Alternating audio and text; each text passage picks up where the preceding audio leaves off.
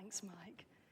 Awesome. Good to see you all here this morning. In case we haven't met, I'm Claire. I'm the pastor here at NCC. And I'm so excited this morning because we are preaching on my favorite book in the Bible. It's my favorite book to preach on, the book of Judges. Anyone else a fan of the book of Judges? A smattering around the room. It has the most epic stories. It is so cool. So to give us a bit of context here, folks, the book of Judges happens right here on our timeline. Okay, here's the book of Judges. So basically, this is the time when God's people have been in slavery in Egypt. You've had the Exodus with Moses, and he's brought them out of Egypt, and they've had their 40 years wandering round and round in the desert, getting in a pickle. And then Joshua has led the conquest, and they've come into the promised land, okay?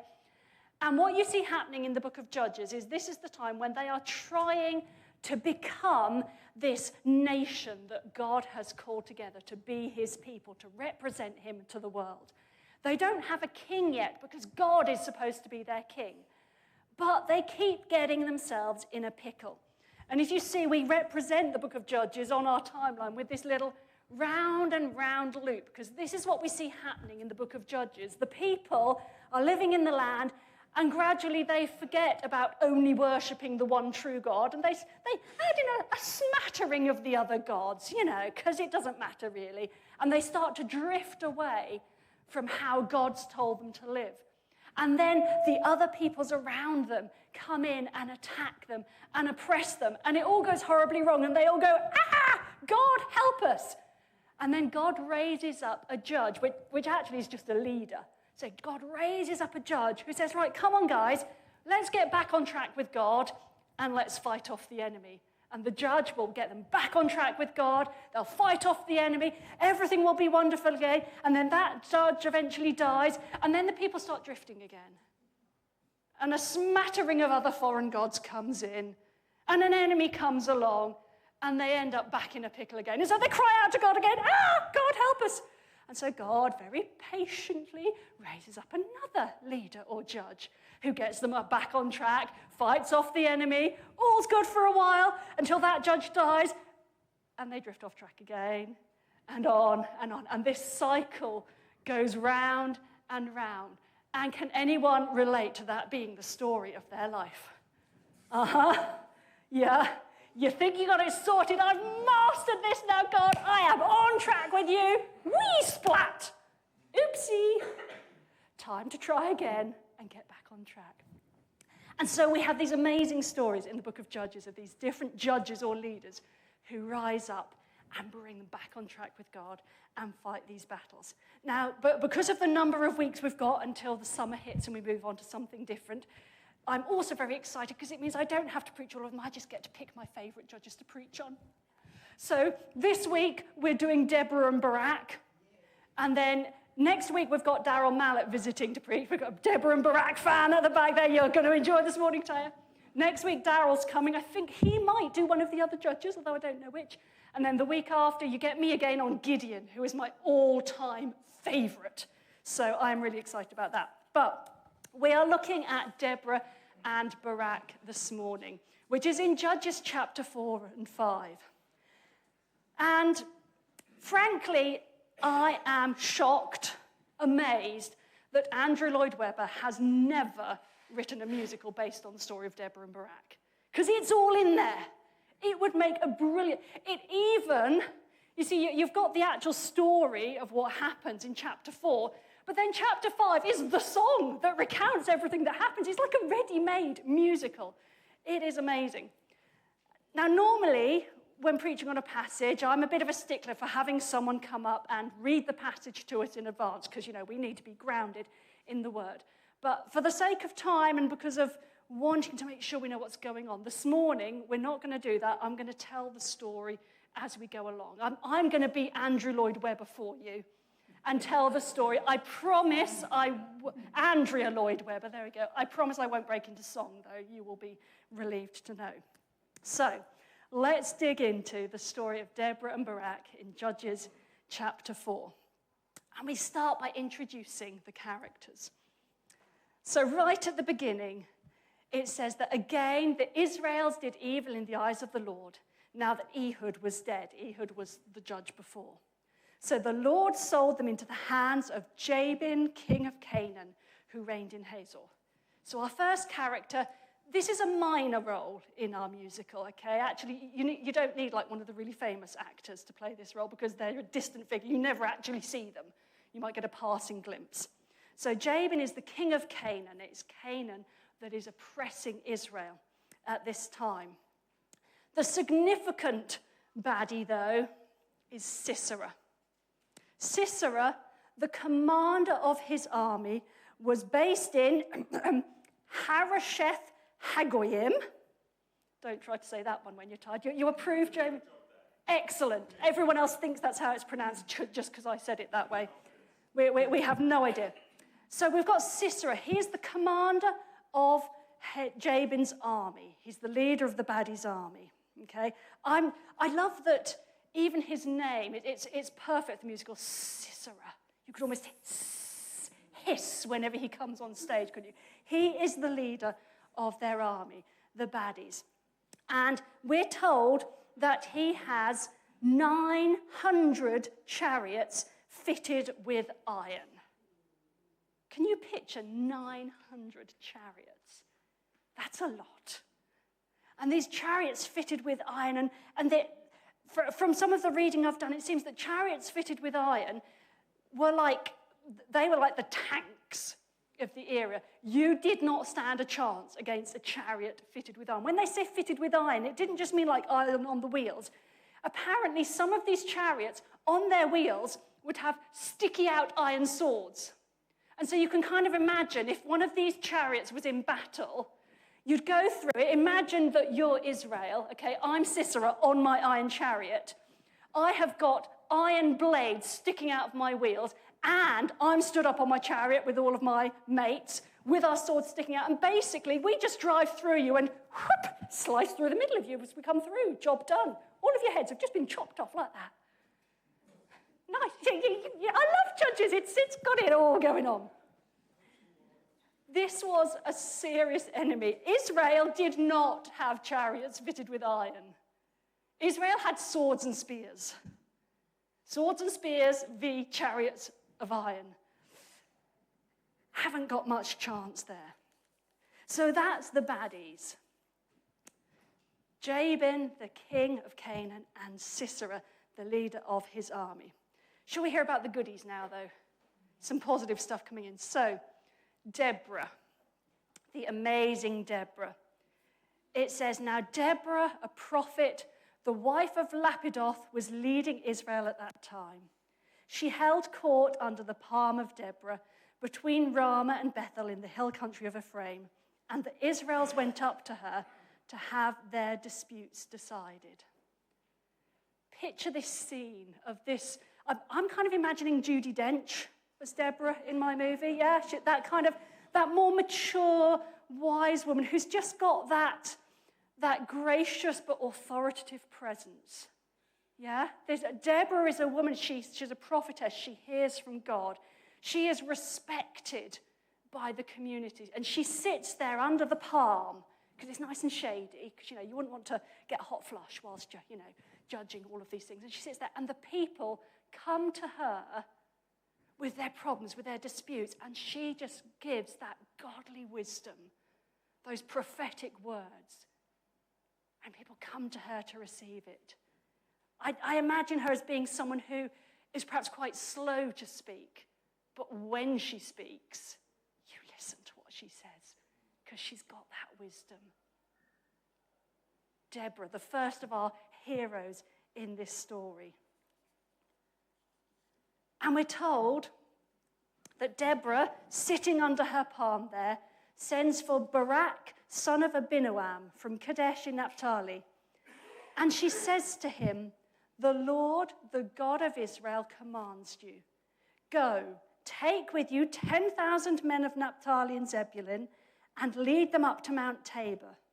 I will lead Sisera, the commander of Jabin's army, with his chariots and his troops to the Kishon River, and give him into your hands. So Deborah, the wise prophetess, summons Barak. Barak's going to be the leader of Israel's army, so kind of action man kind of guy. I don't watch many action movies, so I'm not good on who should play that. I'm like, who's like your classic action man actor? I have no idea who that is. Is he a bit, rah? So, yeah, so someone with a bit of muscle, it's The Rock. Yeah, I was thinking The Rock. Is that Dwayne Johnson? Yeah, is he that kind of, yeah. So, someone like that action man kind of. Deborah the Wise summons this action man guy who comes to her and she says to him, right, you're going to gather together 10,000 men and you're going to go up Mount Tabor and you are going to fight Sisera and his 900 chariots of iron. The scene is set.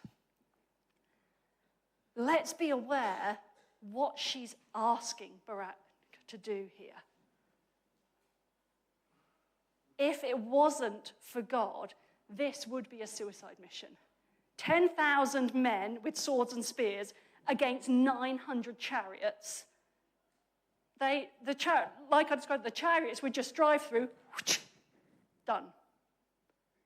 They do not stand a chance in the natural. And she has summoned Barak and said, God says, I want you to go and do this.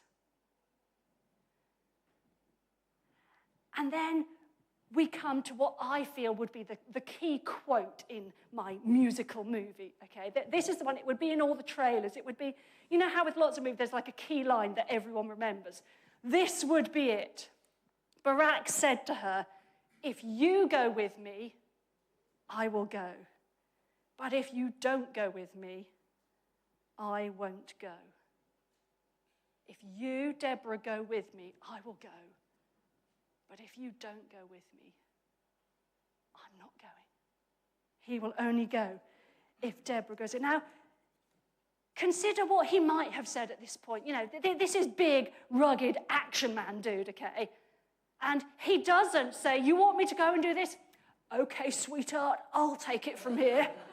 in my best action man voice. What was it? Well, there we go. I have hidden talents. Who knew? He doesn't.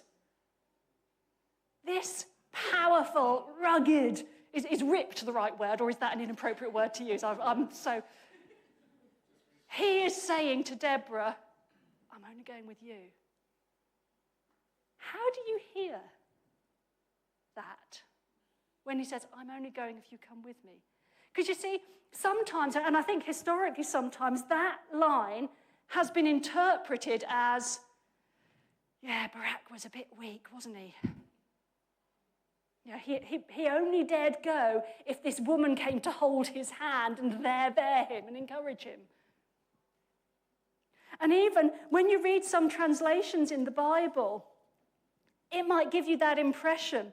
You see, I've put two different translations there. So the NIV, and if you're looking in our church Bibles, they're the NIV. They say, just after Barak said this, I'm only going to go if you're going with me, that Deborah says back to him, okay, I will go with you, but because of the course you are taking, the honor will not be yours, for the Lord will deliver Sisera into the hands of a woman. Now, when you hear that translation, it sounds like saying, oh, because you're not man enough to put on your big boy pants and do it on your own, you're not going to get the glory anymore. A woman's going to get the glory. How rubbish are you? But if you read the ESV translation, which is a more literal word-for-word translation, Deborah says, okay, I'll go with you. Nevertheless, the road on which you are going will not lead to your glory, for the Lord will sell Sisera into the hand of a woman. Do you hear the subtle difference there of how that might make you hear this? You see, what I see here in Barak is not a man who is afraid to follow what God has called him to do. I see here a man who knows that the physical strength he has been given to him by God. And that his physical strength, his brute force, is only powerful when it's used under God's call and God's lead and in obedience to God. I see a man who recognizes the prophetic gifting in someone else, in Deborah, who recognizes her wisdom and isn't intimidated by that as, oh, I've got to prove myself to be at least as good as her. I've got to prove I can do that too. But rather embraces and celebrates that gifting in Deborah.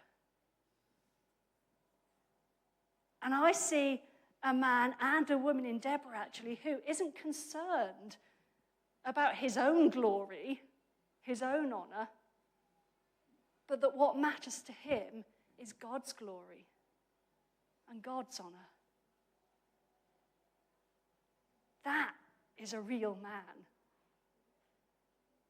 In our culture today, in our society today, there's this increasing trend, and we're seeing it in young men as they're coming through school even. There is this trend of toxic masculinity.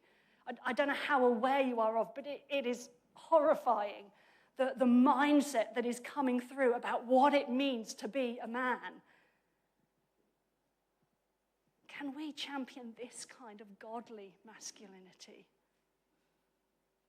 I pray that God would rise up, would call out more Baraks who demonstrate that kind of masculinity that combats the toxic ideas that we're seeing in our society. Be that kind of man.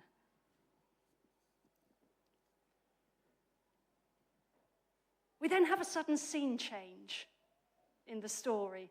We've been there with Deborah and Barak and the call to the battle, and then all of a sudden, and if you're reading through the chapter, it's a bit weird, frankly, because suddenly we're taken somewhere completely different.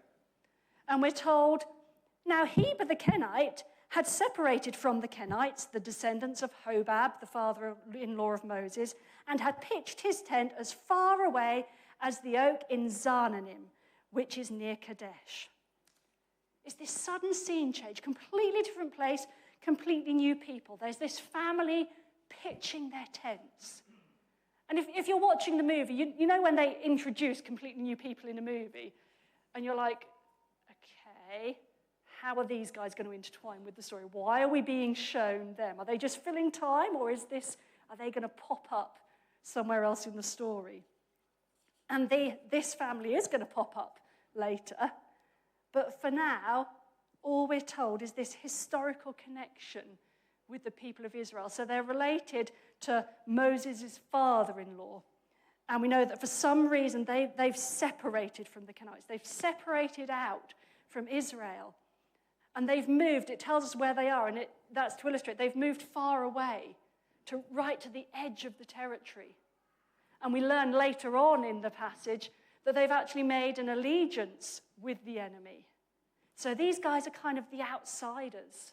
They don't quite belong anywhere. And there they are, setting up camp.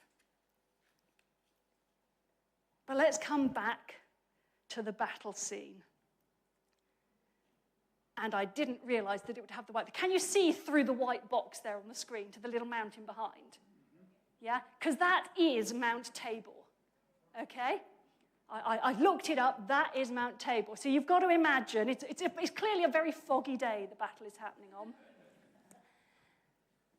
And so Deborah and Barak and Israel's armies have gathered at the top of Mount Tabor there. Sisera and his army and his 900 chariots are all assembled down the bottom there in the valley, ready for the battle.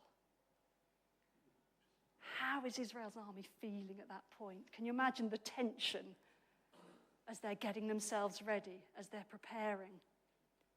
And then Deborah gives the cry. She calls out to them, God the Lord has gone ahead of you, and calls them to head down into battle.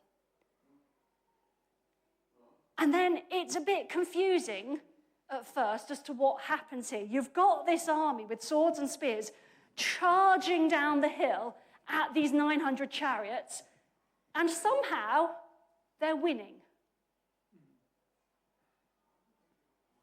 How are they winning? What is going on? And we have to pick some clues out, both from chapter 4 and from the song in chapter 5, which tells us a bit more. So in chapter 4, we're simply told that at Barak's advance, the Lord routed Sisera and all his chariots and army by the sword. And Sisera got down from his chariot and fled on foot. Why would he do that? Your chariot is your safe place. If you want to escape, you turn your chariot round and you go gallopy, gallopy, gallopy far away, much quicker than you can on foot. What is going on? The song that they sing in celebration afterwards in chapter 5 tells us, the river Kishon swept them away, the age-old river Kishon.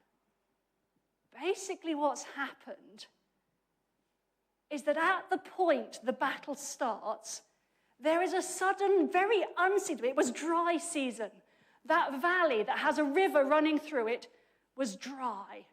The ground was a little bit like my lawn at the moment. Hard, dry, and dusty. And brown, yes. Apart from the clover, which is still green. I'm going to go clover instead of grass next year. Anywho. But there's this sudden, unseasonable rainfall. And the river floods. And the ground becomes wet. And what happens to that dry, dusty ground when it suddenly becomes very, very wet? Mud. Has anyone ever tried riding a chariot, or maybe a bicycle, because that has similar kinds of wheels, through thick mud? Does it work? No. It gets stuck. Sisera's army, in their fancy schmancy chariots, are bogged down in the mud. Their chariots are useless to them at this point. And so suddenly, the tables are turned. Through God's intervention with that rainstorm, Israel are able to fight. And Sisera, not quite such a big brave boy anymore, abandons ship, realizes his chariot is just making him vulnerable, and runs away. God has intervened. But what happens to Sisera, the leader of the enemy? Remember the random family who pitched their tents far away. We're told Sisera, meanwhile, fled on foot to the tent of Jael, the wife of Heber the Kenite, so the wife of that family, because there was alliance between Jabin, king of Hazor, and the family of Heber the Kenite. Don't know where Heber the Kenite is, out hunting or something, I don't know. So Jael is at home minding the tent, the perfect housewife.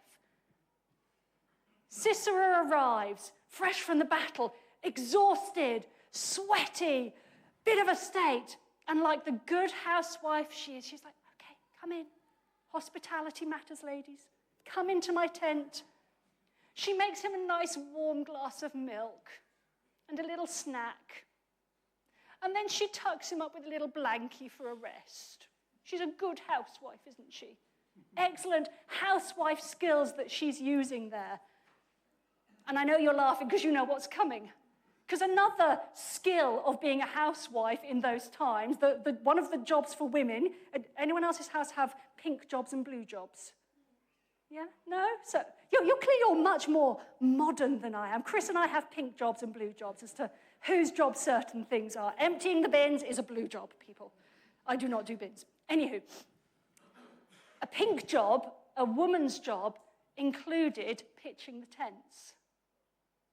If this had been a movie back when we were introduced to this family and they were pitching their tents, you probably would have had a close-up shot of Jael with her big mallet hammering in her tent peg into the ground.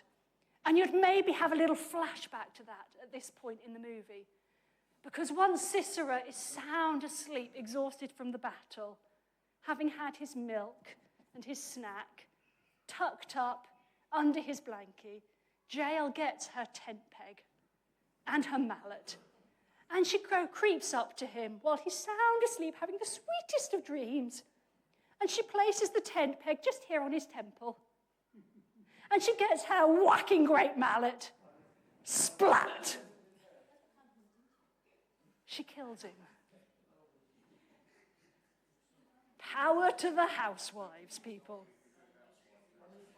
We don't know why she does this. She supposed her family have an alliance, an allegiance with Sisera's side.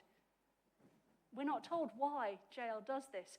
I can't imagine what her husband says to her when he gets home and finds what she's done and made a bit of a mess in the bedroom, frankly. But when that opportunity came to her, she acted for God. She used the skills that she had. So, cool story, really entertaining to listen to. But what do we take from it? There's three key characters in that story: Deborah, Barak, and Jael. I think, first of all, we see that it's God who really won the battle. Israel in their own strength, not a chance. But God intervened. God made a way that they would never have seen for themselves. And like in our worship this morning was coming through, that idea that we can be thinking, this is hopeless, not a chance. But God can make a way. But then what I see in this story, and one of the reasons why I love this story so much, is because it's such a beautiful picture of God's people bringing their different gifts, their different skills, their different situations and circumstances, and God crafts it all together into doing something incredible for him.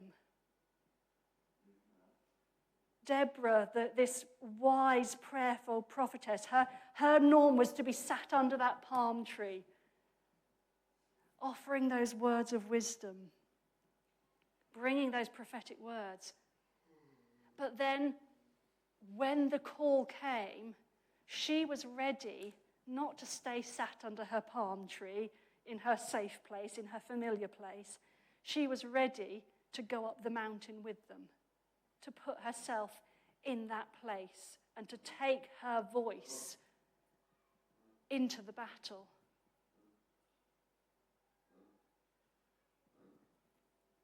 Barak, who was filled with physical strength and courage to fight, but who recognized where the real strength came from,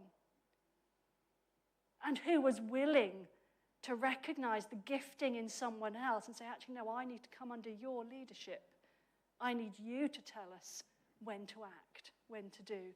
I'll bring the manpower, but I want to hear from God through you. And then Jael, the ultimate hero in the story, seems insignificant. You know, she seemed like she was a little side story, not really part of the main thing. She's just a housewife, and frankly, she is a housewife in the wrong family. And yet, something in her, when the opportunity came to her door, or her tent flap, she was ready to step up and use the skills that she did have to claim an incredible victory for God.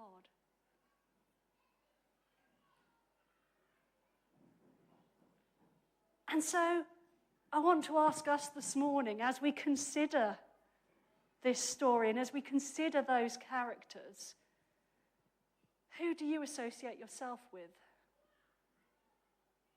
Where do you see yourself in that mix? Are you a Deborah?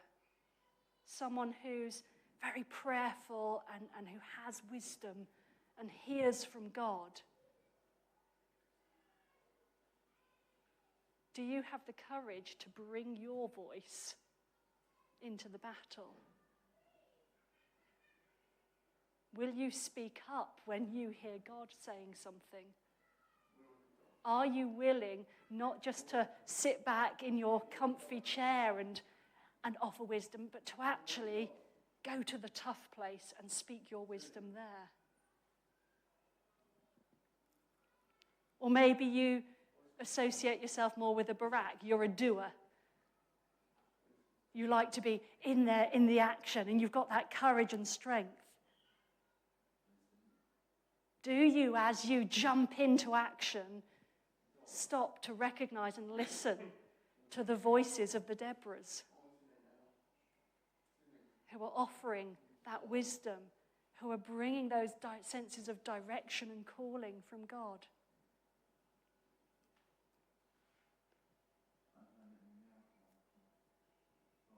Or maybe you see yourself more being a bit like Jael, where you kind of think, well, I'm not some amazing prophet. I don't hear amazing words from God. I'm not particularly strong and powerful. I don't have much I can do. I just have to poop along, living my little life.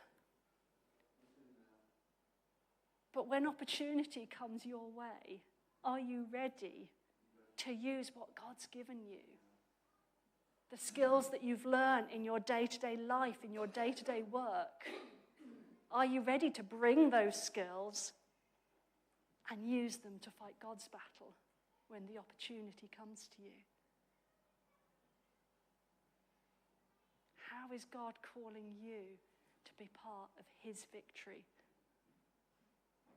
And in all of it, whose glory, whose honor do you seek?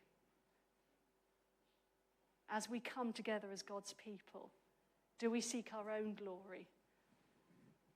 Or do we seek to offer ourselves for whatever purpose God has for us in order to glorify him and him alone? I'm going to ask the band to come up and lead us in worship now. But as we come to sing, let's open our hearts to God. Maybe for us this morning, it is simply needing to hear and choose to trust again that God will make a way, that God will win the battle. Maybe you need to hear God's call to speak up, to bring your voice to that battle. Maybe God's telling you to slow down a minute and listen and hear what he's saying. Maybe you need to simply hear that encouragement that who you are, the place you are, the skills you have are precious and worth something to God and can be used for his glory. Let's offer ourselves to him now in worship.